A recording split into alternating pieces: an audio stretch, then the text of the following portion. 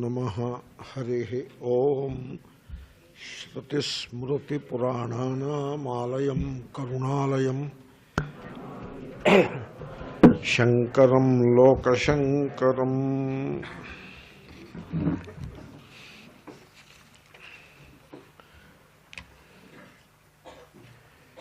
एषा वृत्तिर्नाम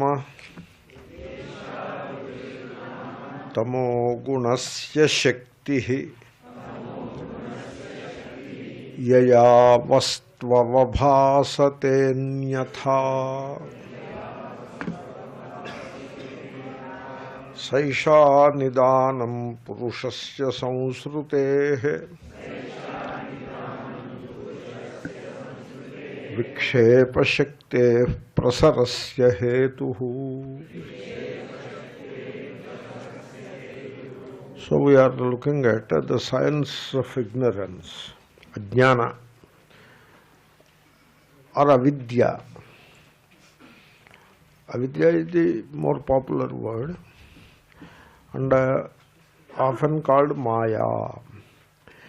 It is called shakti, power. And why power? Because it binds. Whatever binds is the power. To bind, there must be power.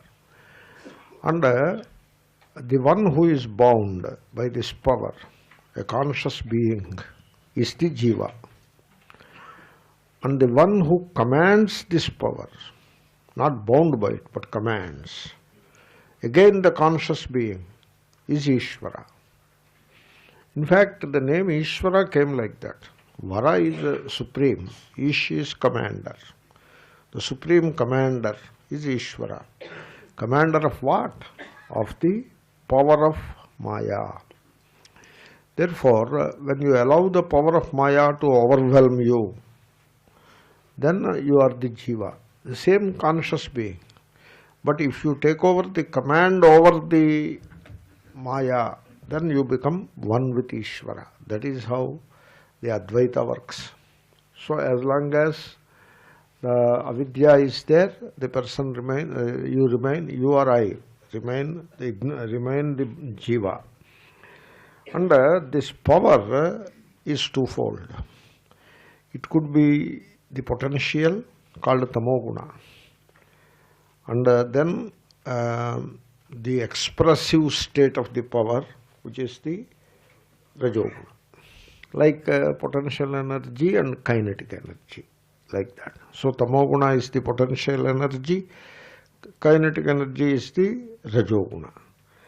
Now tamogunasya shakti, the power of the tamoguna, what is it called? Avrutihi, the cover up. It just covers up the reality. And because it covers up the reality, now the reality is taken as something other than what it is. Yaya vastu anyatha avabhasate.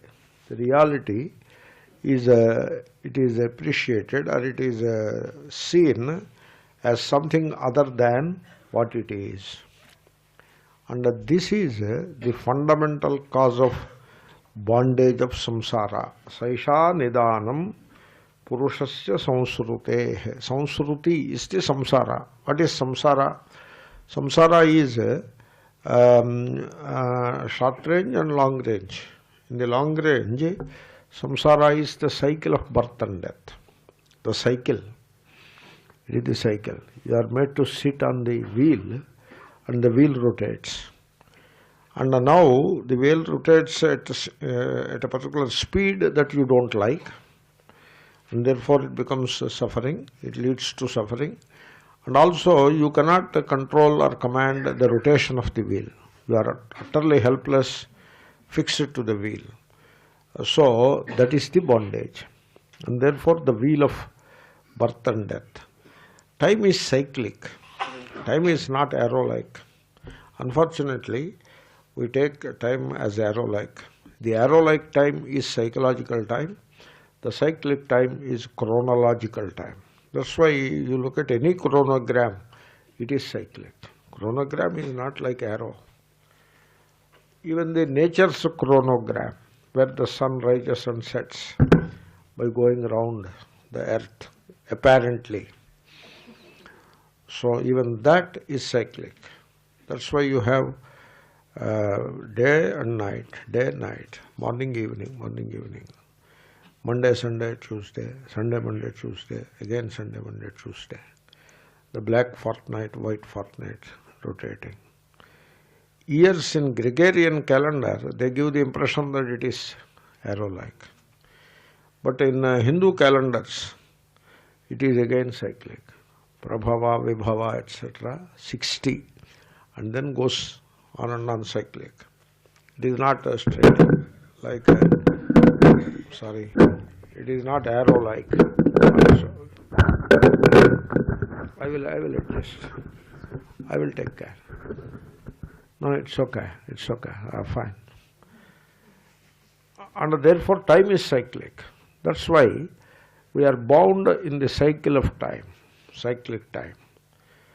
Even at the very creation level, it is creation, sustenance, annihilation, again creation, sustenance, annihilation. It is entirely cyclic.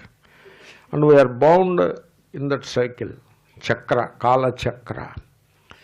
That's why chakra, the discus, is symbolically represented as the weapon of Ishvara. So the Maya Shakti is the weapon of Ishvara by which we are bound. And therefore you find a chakra in the hand of Ishvara. When you personify Ishvara, then you personify the Maya Shakti also in the form of a chakra, Kala chakra. It is a meaningful and beautiful symbolism. But what our friends do is, they take it to extreme end. They pull it to its extremes. Thereby, the beauty is lost and ugliness enters into it. And now chakra is taken as literally a weapon used by God to slay the enemies. Now God cannot have enemies, you know. If God also has enemies and he is obliged to slay them, then that is not godliness. So you have to take all these things symbolically.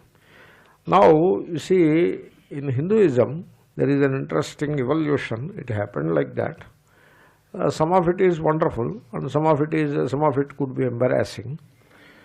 So it is always like that. Whenever some evolution is there, some of it is good and some of it is not so good. Like Ishvara commands the Shakti, Maya Shakti, and so you want to worship. You need an altar of worship. So which one you prefer? Ishvara we prefer, naturally. But some other people want to worship the Shakti. Commanded by Ishvara, Shakti is there. Therefore, Shakti worship came into vogue. Ishvaraha is Pumlinga. The linga is it is philological linga, linguistic linga. Linga is gender, linguistic gender in Sanskrit. In Sanskrit language, the linga, the gender, not the biological gender, linguistic, is the most important thing. So much so, the grammarians of Sanskrit are called Laingikaha. You must have noticed, even when I was look at a version, teach, etc., my focus will be on the linga, because that is the samskara, you know. You cannot make a mistake with reference to linga. Linga should be in the right place. Yat tad rajaha, because rajaha is an apumsaka linga. Therefore, yat and tat, they must be in apumsaka. You cannot have pumlinga or strilinga. That is the linguistic linga. So, in fact, there is a text in grammar called a linganushāsanam. Anushasanam is the instruction of linga. That is so important. And now Ishvaraha is Pumlinga, masculine, linguistically. But when you personify, it becomes male, which is fine. And Shakti is the Strilinga. That is Panini, Striyam Ktin.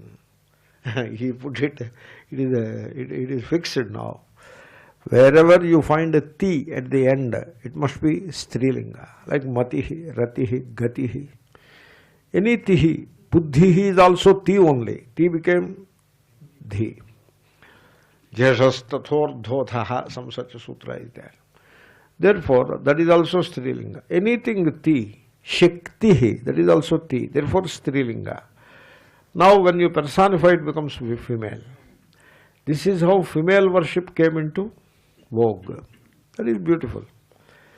But then, if you take these things literally and pull it further and further, the original beauty will be lost, and some ugliness come into it also. It indeed happens like that. So this is the significance of female worship. Now, you cannot have Shakti independent of Ishvara. Ishvara commands the Shakti, right?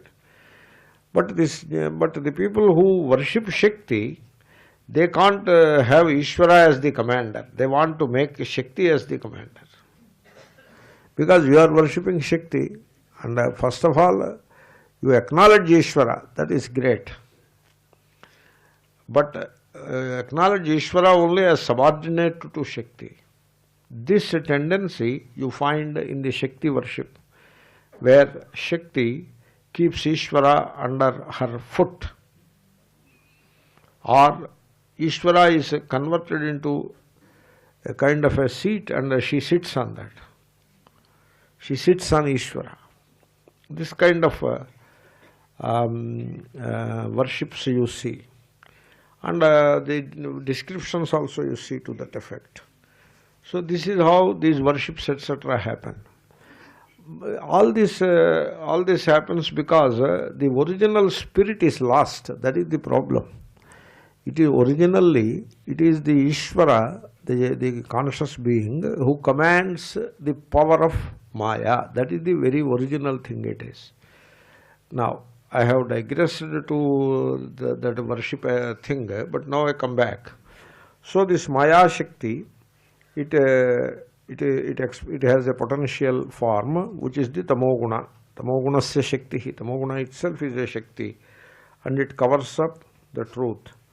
And therefore, the reality doesn't appear correctly. People take it as otherwise. Therefore, we suffer. This is the cause of samsara. And now I was describing the samsara. It is cyclic. In the long range, the cycle of birth and death. So, punarapi jananam, punarapi maranam, punarapi janani jathare shayanam. Bhajagovinda is going on, right, for you the class. It came in that. It must have come, or it will come soon. So, birth and death all the time. You can see that.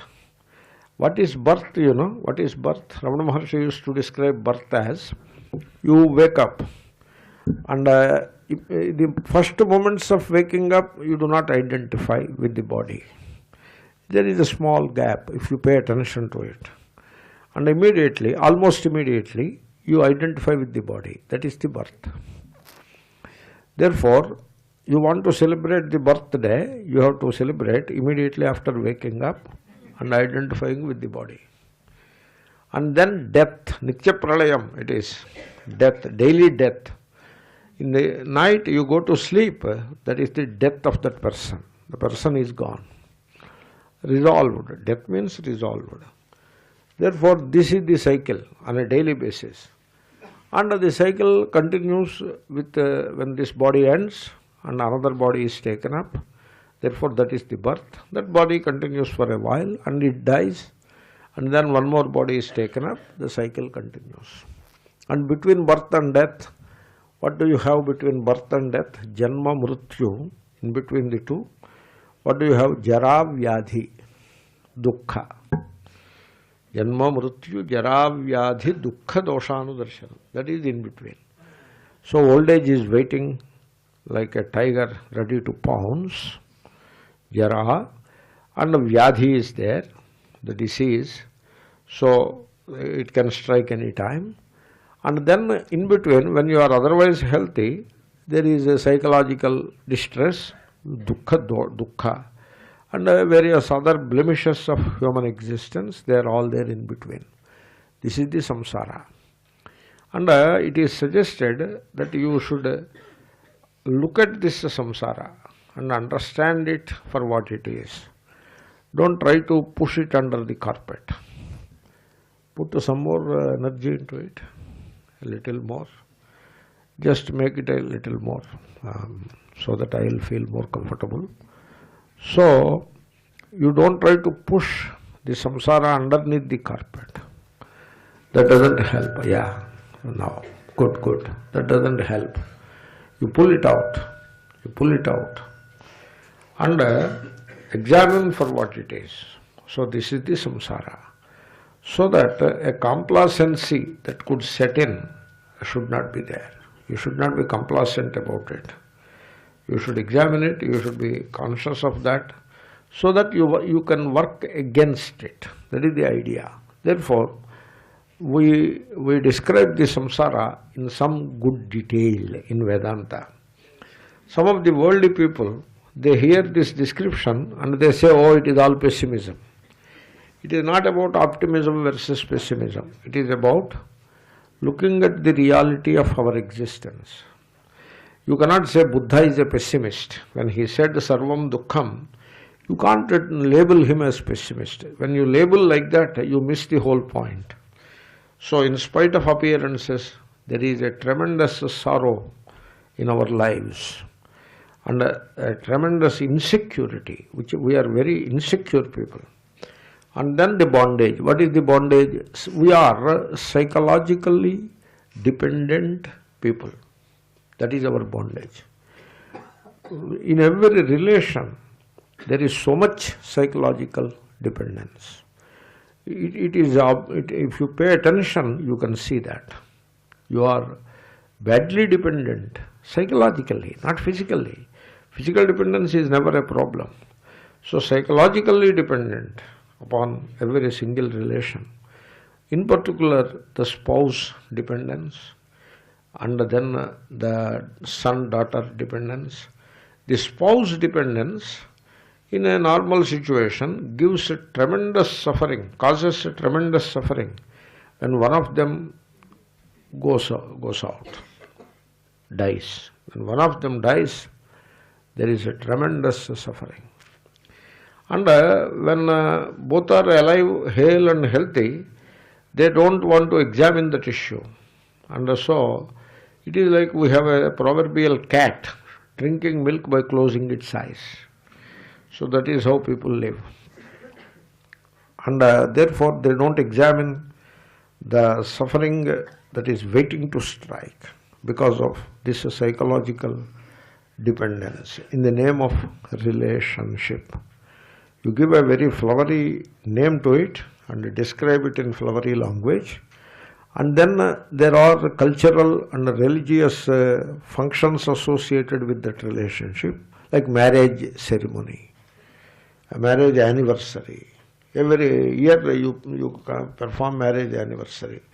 And on 25th marriage anniversary, even Swamis are invited. All these Swamis go and bless. Why should a Swami got anything to do with marriage anniversary? But it's okay, they give us good bhiksha and some dakshina, what do we lose about it? So go, so it's continuous.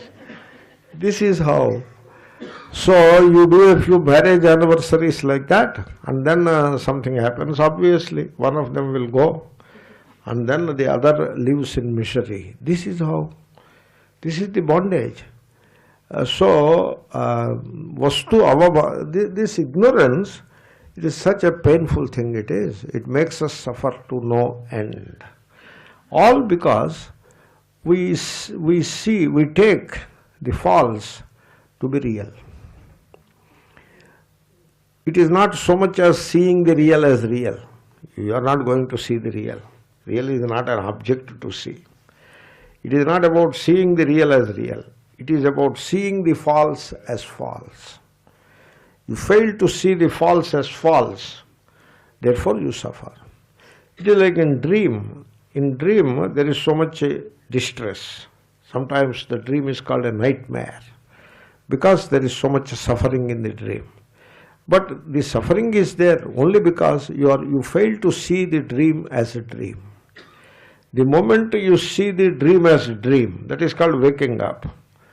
The moment you see the dream as a dream, that moment the suffering comes to an end. You don't need to do anything about it. It is not about doing, it is about seeing. Suppose in the dream you are persecuted by someone and you are frightened and you are distressed to no end, and you are suffering and suffering and suffering. Suddenly you wake up. What is waking up? Waking up is defined as seeing the dream as a dream. In that moment, you are able to see the dream as a dream. In fact, people exclaim, "Oh, all this is a dream." Like that they exclaim. Once you are able to see that, "Oh, it is a dream," all that nightmarish suffering comes to an abrupt end. It doesn't take time for the ending of sorrow. It doesn't take time. It doesn't require effort. What all it needs is seeing. Seeing the dream as a dream means seeing the false as false. Your suffering comes to an end. I will give you a thumb rule. You practice it and see whether it can work for you. Suppose you feel distressed for whatever reason. You feel the burden of sorrow. Something is weighing heavily upon you. When you experience that, quite often it happens. To everybody it happens. Don't think that it doesn't happen to sadhus or sannyasis. It happens to everybody. Because mind it is the mind, you know. So, there is a proverb in Hindi. We have put color to the clothes, but we could not put color to the mind. Manko na rangaye, like that. Therefore, mind is mind, and therefore there is suffering in the mind. And now when you are experiencing such a distress, you tell yourself, this world is a passing show. It is a dream-like. In fact, it is a dream. Nothing more than a dream. Appears as a waking state, but it is dream. The Shruti says there are 3 dreams. Trayaswapna. Waking state, you dream that you are waking. You dream that you are dreaming. You dream that you are sleeping. Everything is a dream. Okay? So, it's all a dream. The entire life is a dream. It's a passing show. You tell yourself, your distress is already half gone. You try this. That is the power of seeing the false as false. Because it is the avarana, the cover-up only. The truth is covered up and the mind projects the false. When the truth is covered up, the ground is ready for a false projection. Without covering up the truth, there can be no false projection. There can be no projection at all. Projection is always false only. So, unless the truth is covered, there cannot be any projection. It is like, unless you fail to see the rope, there cannot be the projection of serpent. So, it is always the projection. And being projection, it is false. Suppose you experience sorrow. You experience sorrow. How does that happen? Your Swarupa is Ananda, but you experience sorrow. How does that happen? This Swarupa, Ananda, is covered up. Means you do not know. That is the cover-up. Cover-up means you do not know. Ajnana is the cover-up. You do not know that you are the bliss itself. And once that Swarupa is covered up, there is immediate projection of sorrow. And therefore, the sorrow that you are experiencing is a projection of what? Of your mind. Your mind projects a sorrow. Your mind tells you that he has insulted me. Therefore, you experience sorrow. Your mind tells you that you have lost something. That is how the mind tells. Oh, you have lost that. It is a loss. That is what the mind tells. Therefore, you experience sorrow. Somebody dies and the mind tells you it's a catastrophe. The mind tells like that, and therefore you sit and cry. So, death is not a catastrophe. In fact, there cannot be more normal thing than death. Death is the very normal thing. There is death all around. Everything is dying. Even this body is dying. Even as I am talking about death, it is dying. Death is the truth of the whole creation. And everything is hurtling towards death. The person says he is celebrating 75th birthday anniversary. What is this 75th birthday anniversary? He is running fast towards death, and in that run he comes across a milestone called 75. Now, is that occasion for celebration? It is occasion for sitting and crying. You have to sit and cry. Oh, one more year is gone and I am closer to death by one more year. It is an occasion for becoming very sober. Oh, I have one more year is gone. You have to become very sober and keep quiet in a dark corner for some time. That is what you are supposed to do.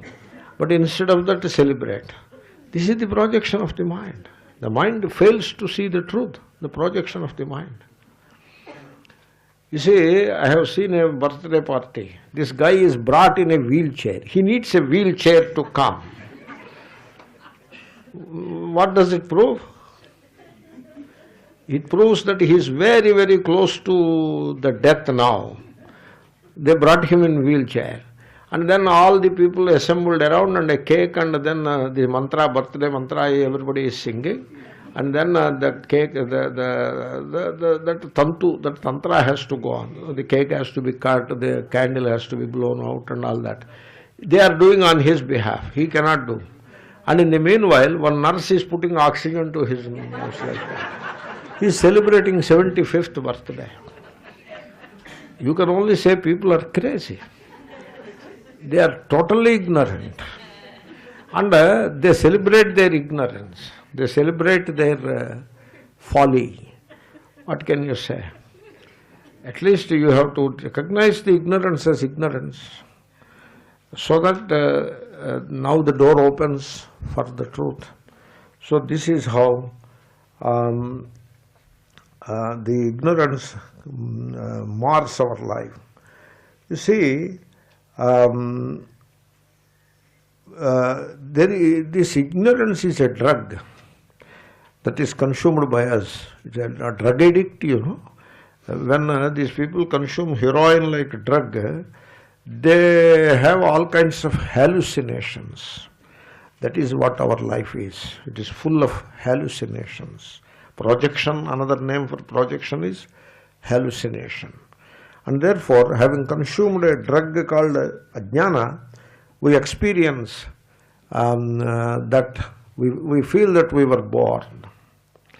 That is a hallucination. Why should you hallucinate?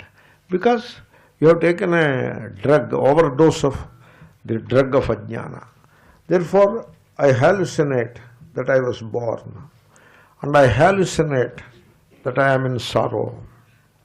And then I hallucinate that I am afraid, insecure.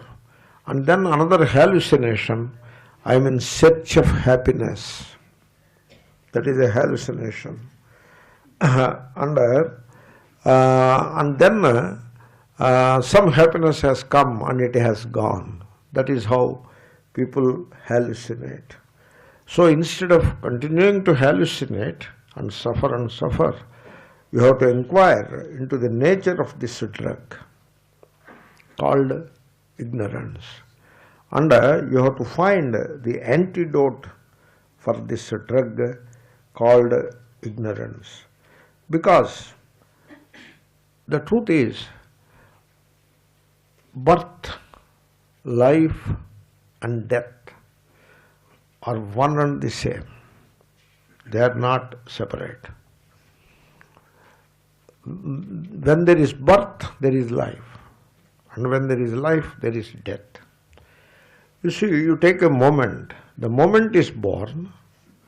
The moment is the moment gone. The moment born is Brahma, the moment is Vishnu, the moment gone is Rudra or Shiva.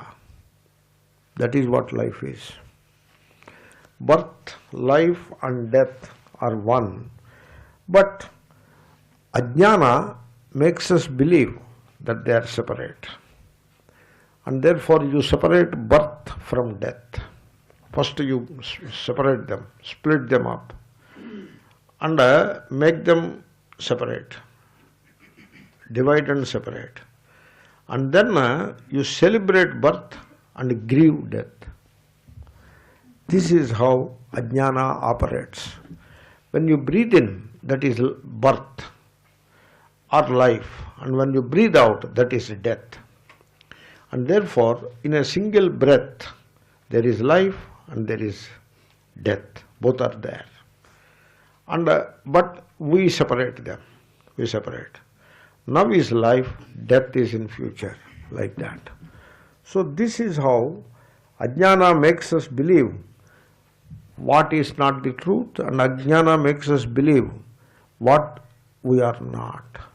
For example, I was never born, but ajnana makes me believe that I was born and I am not going to die. And ajnana makes me believe that I am going to die, and therefore I am afraid. What is it that makes you suffer? Death or the fear of death? Fear of death, not death. Death is not suffering. Death is the end of suffering. And death is something that we should look forward to, because that ends. What life cannot mend, death ends. And once death takes over, the job of getting bhiksha is also over for a sadhu. So death is the most welcome thing. But people, in their folly, they fear death. So, you see, this ajnana, to understand ajnana, its operation in life, the vikshepa shakti, first ajnana, avarana shakti, then vikshepa shakti. To understand the vikshepa shakti, I would ask you that you should accept as a working premise. You have to work on it, you know. So to work, you have to start at some point. At some point you should start and work on it. So this is what we call the working premise. Maybe a thumb rule or a working premise. You should accept that you are not what you appear to be. You have to accept that as a working premise. For example, you were never born. But you were taking yourself to be born, but you were not born. You have to accept that. You have to accept as a working premise that you are not what you believe yourself to be, what you appear to be, even for yourself. You believe that you are going to die. You have to accept that that is not the truth. You believe that you belong to this caste or that caste. You have to accept that it is a hallucination. It is a projection born out of ignorance, and so that is not the truth. Similarly, so many other things. So, suppose you are in sorrow, you have to start as a working premise that this sorrow is a hallucination, it is a product of ignorance. You have to start there, and then you can work further. What is the ignorance, how it is happening, and how the projection is happening, and so you work in that direction and see the falsity of the sorrow, and the sorrow comes to an end. You have to investigate the sorrow. How will you investigate? Not by identifying. If you identify, you don't have any space to investigate. Not by escaping. If you escape, how can you investigate? Not by condemning. Condemning makes you prejudiced, and therefore you will not be able to investigate. So none of those things. So you have to investigate the sorrow. What could be the reason for investigation? Because the working premise is that you appear to be suffering from sorrow, and that is not the truth. Therefore, that is the working premise. And therefore you have to investigate the sorrow. Why sorrow? What is sorrow? You have to investigate. You have to do that. Instead of that, you want to escape. You know what is escape? Escape could be multiple ways. Like you consume alcohol, that is one kind of escape. Or a drug, that is a kind of escape. Or go to club and play cards, some such escape. Try to digress from take the mind away from it by engaging the mind elsewhere. And that becomes an escape. But how long can you take the mind away from it? When the digression is over, the distraction is over, the mind comes back to it and it is waiting there to strike. Therefore that escape doesn't work. And then religion, unfortunately, offers a variety of escaping mechanisms from sorrow. The religion always appeases people, like political parties. The political party people say, you need not work against your poverty, you vote for us, we will remove your poverty. That is what they will say. Is that the way to get rid of poverty? To get a few freebies, like free laptop, free TV, color TV. This is South India, free color TV. So by you give free color TV, and they will be addicted to that idiot box, and so now they will stop thinking, and you vote for the same party again and again. That is how the political parties operate. The religions are no different. The religion tells, we have a ritual, by doing this your sorrow will go away. Now I ask you, do you mind my asking such things? I hope so. So I hope you don't mind. I ask you, you have suffered so much and you have performed so many rituals to overcome the suffering till now. Did you succeed? That is how things are. Therefore, the religion makes a lot of appeasement. Sankata Nashaka Ganapati Stotram. Read 7 times, all your calamities in life will be gone. That's it? Yeah. If not 7 times, 12 times. Prathamo Vakratundascha, Dvitiyo Vidhanayakaha, Tritiyo Parvati Putrascha, Chaturthaha Vakratundakaha, Panchamo Gajarajascha. Already I made it already. Now while sitting here I could make a Sankatanashana. Sankatanashanam stotram yapathe vasannidhau tasya sarvam dukkham gacchati iva. Ho gaya. Just now I made Sankatanashana stotram. I made it. If only you record, you can print it and distribute to people. All banavati thing it is. Do you call that a prayer?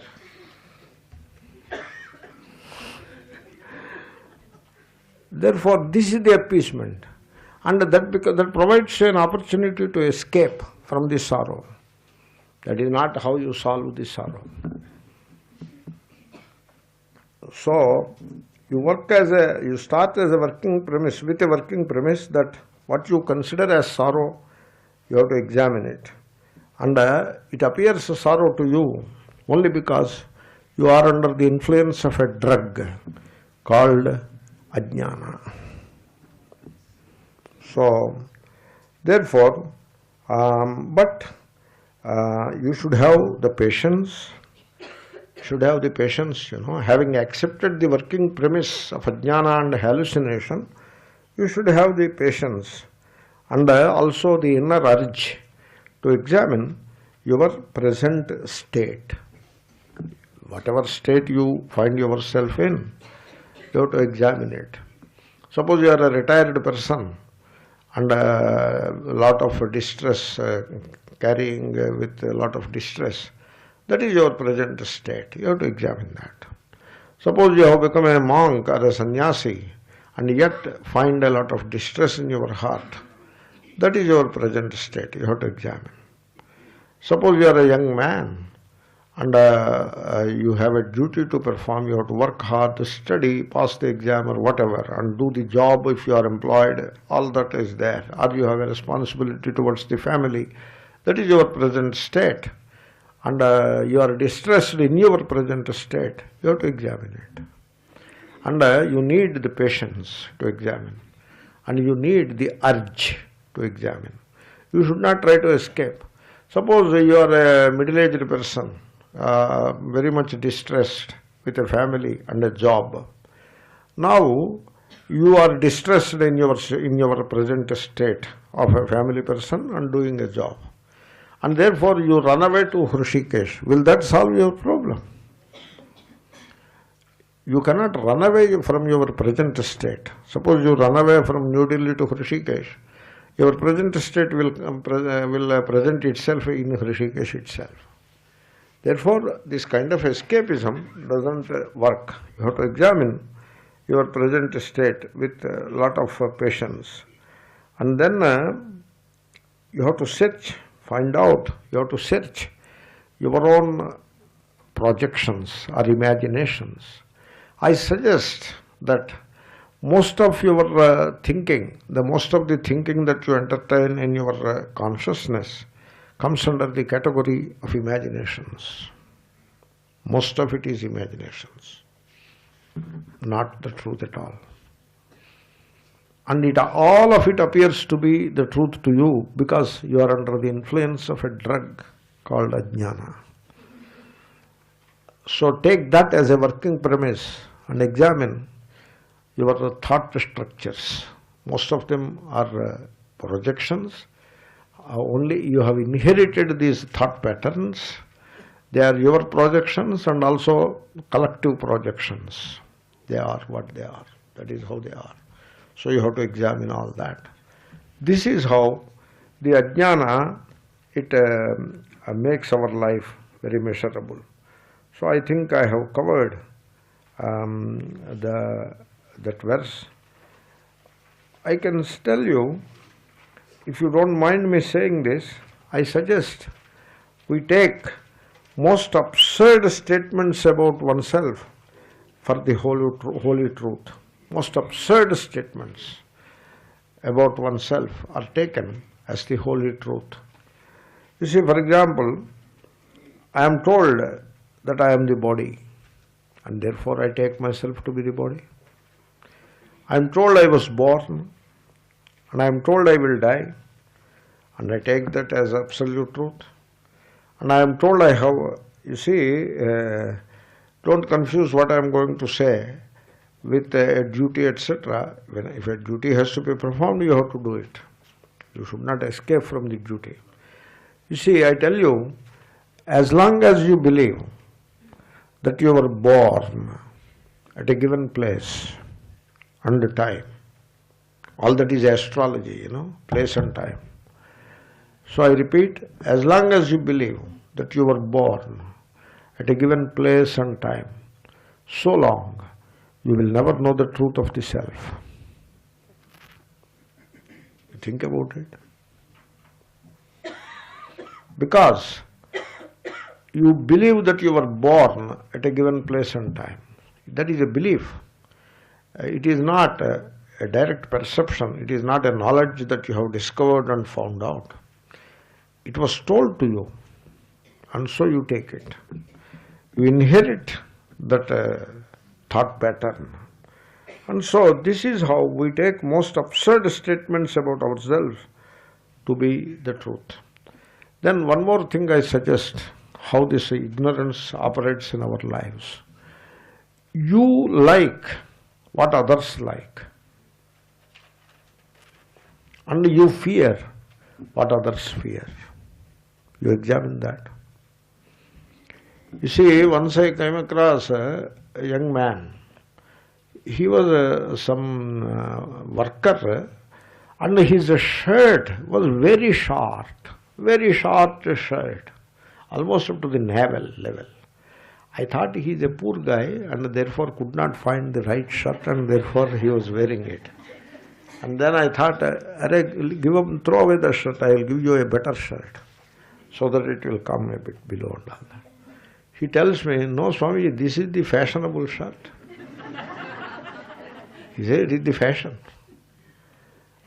That is fashion? That short shirt is fashion? Yes. Where from you got it?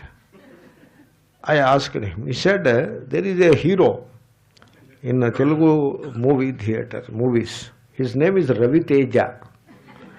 Interesting name, good name. Maybe Ravi Tejas would have been much better. But it's okay. Sir, he's dropped. Ravi Teja is fine. Good name. And he made this short shirt popular.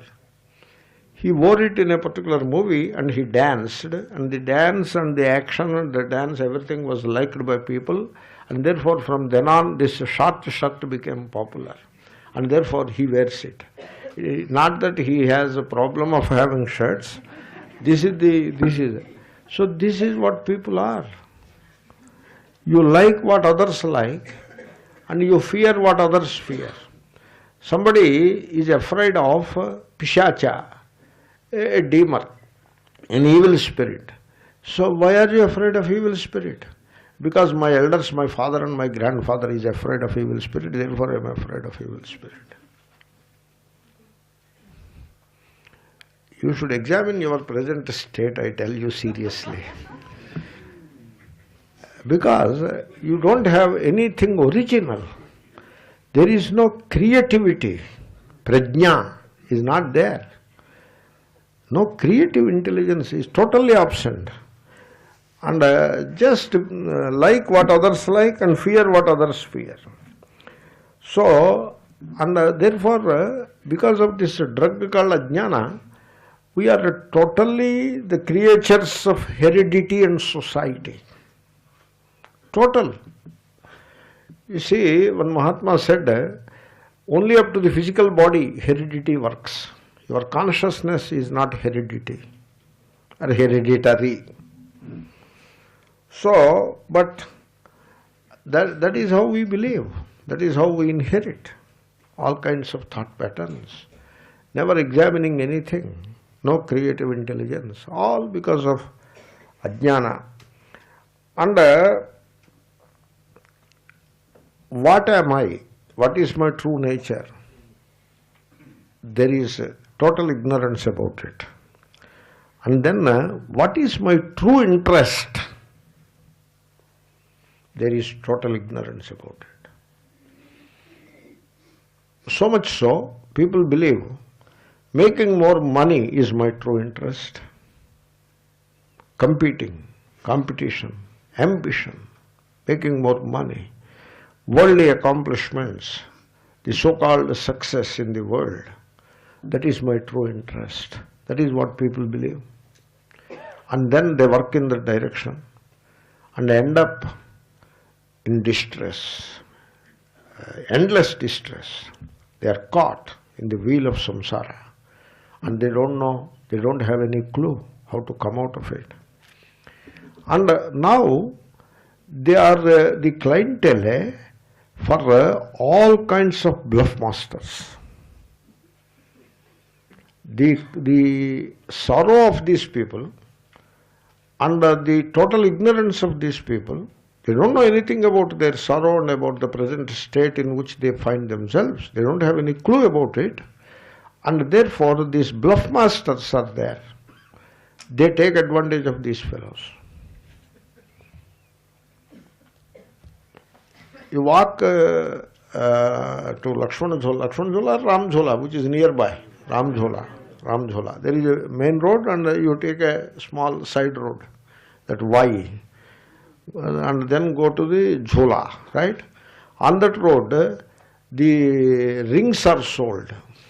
Even today you can go and purchase a ring. That is Chamatkari Anguthi. That is the Sanskrit Hindi name. Chamatkari Anguthi means it is a miraculous ring of miracle. You put it, you purchase it and put it, your fate will turn upside down. And the cost of the ring is 50 rupees. In 50 rupees, you can make your life upside down. All bad luck will go down and all good luck will come up. 50 rupees. And he will be calling you, Chamatkari Anguthi, 50 rupees, Chamatkari Anguthi, 50 rupees. And you look at him, he will catch you.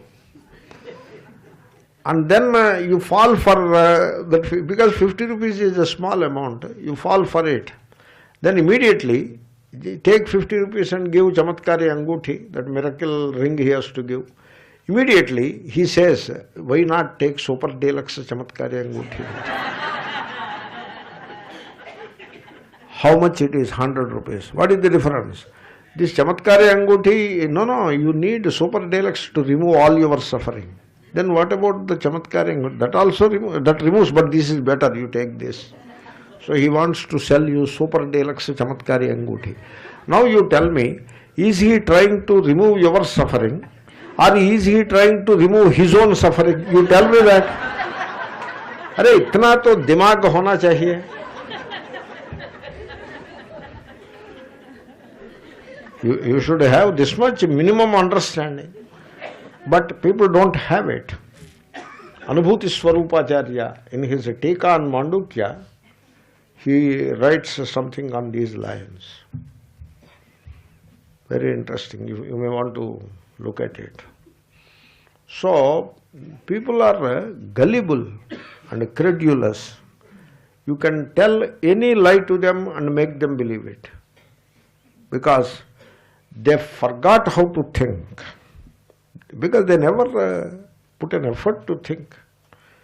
They know how to think. They don't know how to think. They only know what to think.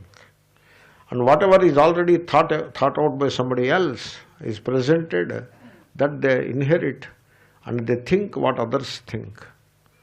They never think because on their own, because they don't know how to think. This is how the ignorance works in the people's lives. And when there is a total ignorance about oneself and also ignorance of one's own true interests, then people pursue false goals and false aims. They pursue false aims. It's a false aim. It will not make you happy in life, but you pursue it. And therefore, always frustrated. And people are badly caught. There seems to be no way out. They are caught now. So, but there is a way out, I tell you. There is a way out. When people are desperately caught in the bondage of samsara, it looks as if there is no way out. But if only there is some punya in your life and a little intelligence left in your brain, in spite of the drug called ajnana, there is a way out. And the way out is also within easy reach. It is within easy reach. But then I would submit that the way out is not conversion to a new set of ideas and beliefs. Suppose you are unhappy and distressed as Christian, and now you convert into Islam. You will continue to be unhappy and distressed. Or convert into Judaism or Hinduism or some other ism, you will continue to be unhappy and distressed. Suppose you are a Vaishnava, devotee of Vishnu, and unhappy and distressed. Become devotee of Shiva, and then become devotee of Ayyappa, and then become devotee of Venkateshwara.